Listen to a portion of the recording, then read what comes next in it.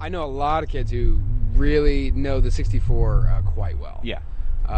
You mentioned culture. Video game culture is something that I think about often. I subscribe to a magazine called Edge, which actually has on its front video game culture, and it's an interesting idea of having a culture here. I did my college thesis, my practicum project on video gaming, sociology of video gaming, and the idea of people coming together for any one cause really kind of fascinates me. Right. But I do, from my own experience as well, I find that sometimes we, as people who are know-ed, are kind of at odds with these youngsters, and mostly it's because though I say things way out of time, that's just, I don't always keep history as it should be. I don't get everything right. Right. But there are kids, particularly youngins at the game shop, who, because you can look things up perhaps, claim to know things that they clearly don't. Yeah. And I had, as you know, I'm a huge Dreamcast fan. I've shared this. Way into the Dreamcast, right? You know this. I'm crazy about it. There was a kid at the game shop who was amped about the PS3, trashing on the 360. So it was interesting to see this kind of rivalry, like the acid spit rivalry from back in the day with current stuff. And what was wild about it is I was looking through the Dreamcast stuff, and he was knocking it. My problem was not his knocking my favorite machine. My problem is that when asked to provide supporting information, he was not able to do so. Yeah. This is my problem with how the internet is perhaps facilitating the diluting of what I would consider a true culture. Yeah, I agree with that. I completely agree with that. Because it was almost like corner store, black market type of, you got together with a select group. Yeah, definitely. I mean, information was at like a bottleneck back in the day. Right. It used to be you went there, one of your friends got Nintendo Power, one of your friends got Game Pro, you got EGM, and that's the only way. I remember circa 1992, there was a Game Pro that had like a winter CES. CES, not E3. Yeah, CES. Does CES happen anymore? It does, but it has nothing to do with games anymore. Okay. It's just a consumer entertainment show now. Gotcha. But it had that one screenshot of what they called Super Mega Man at the time. What would be Mega Man X. X, okay. That's all I got. That's all I got for a year and a half. That's all the information. Can you imagine that nowadays? Just one screenshot, and that's all you get? No, you get daily feeds now. Yeah, you subscribe online, It's like the developers have blogs nowadays. Like you take Mario. That's a wild thing. Yeah, what's this? The Mario or Smash Brothers Brawl? Yeah. The new one's coming out? Like every day, new information. Yeah. New information every single day. Absolutely. You just got to go to the website and check it out. And I mean, I know for a couple of my forums, there's some kids out there that'll be like, well, I'll just check this information out, copy, paste, put, and there's my opinion. That offends me, and you're totally right. See, and though we're currently sharing the table with someone who is very adamantly one genre, he knows the genre, and I find that to be the biggest problem with a lot of modern gamers. They, like yourself, like the idea of knowing games as a whole, but don't really know games as a whole. And that's, I guess, what gets me most. If you don't know about anything before the PlayStation, don't say you know anything about anything before the PlayStation. Because what happens is you become in your little circle the guy. The guy who knows stuff. And I'm sure you know this too. You're, as a gamer, some people go to you probably as the guy who knows stuff about games. And if you proliferate bad information, you're diluting a solid thing. Right. And that kind of gets me. But that's not to say that I'm critical of these youngsters. I've had to chill out.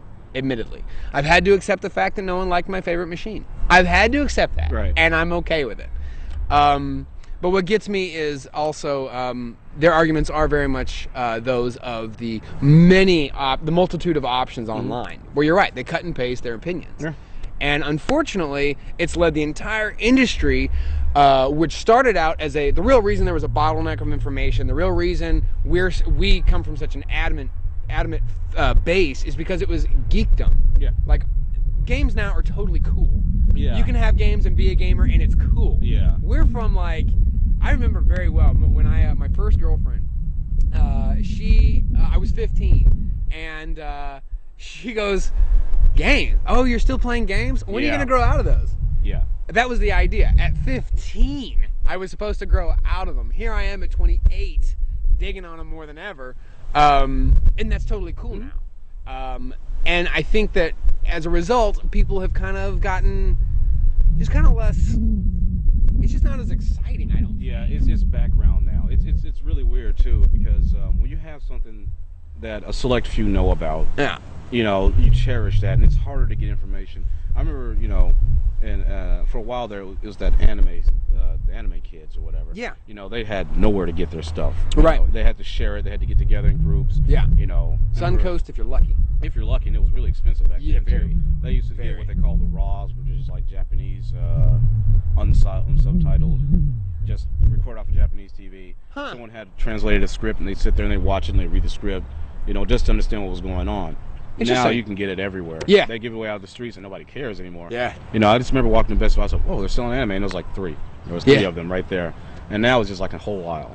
Yeah. And it's the same thing with video games. And not just video games, there's a lot of areas of our culture where things weren't exactly socially acceptable. Yeah. Or maybe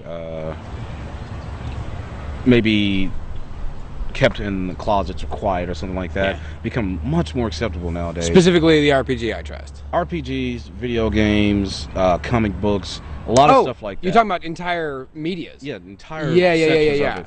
All Yeah. of this stuff is now becoming... That's true. And what I think what happened was you had... Because we're in charge now. We are generation. Our generation's in charge now. Yeah. We went back and we bought all the little toys that we always wanted when we were kids, because I'm still doing that now. And we got in control of business, we got control of marketing, Yeah. and I was like, you know what, let's put this out. We were tired of holding it in the closet. We were tired of paying $75 for Final Fantasy VI. You know? Redonkulous. Yes. You know, all this type of stuff. I remember reading Next Gen, Die Hard Game Fan. Yeah, I remember that. Back in the day, and it started as a supplement for an importing business. I believe it was Game Cave or something like that. And in the back of the book, they had all these imports and stuff. You know, like it was like Dragon Ball for the Super Famicom, $90.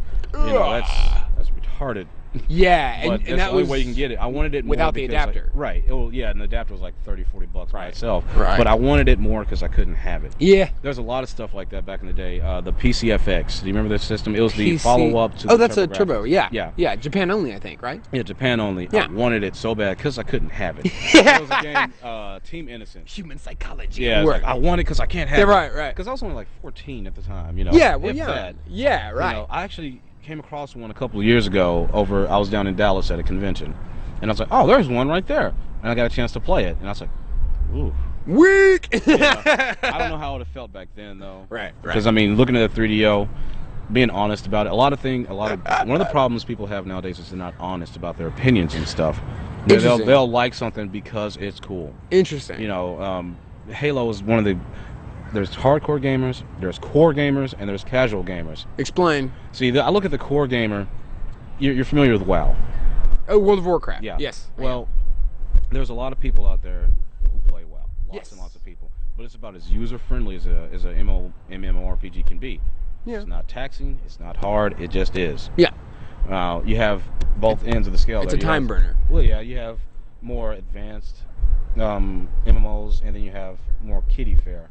And that they usually say casual stuff like Maple Story, something like that. Yeah. Well, that's the core. The core is the middle ground to me. They're the people that play your Halos of the world. I see. Maybe even your Call of Duties. Your Maddens. Yeah, the stuff like that, because it's just there. It's right in the middle. It's adult. It doesn't look like a child's toy. It's not taxing. Right. You know, because I mean, I don't play my 360. Okay. I play my Wii. Okay. I wouldn't be considered a core gamer.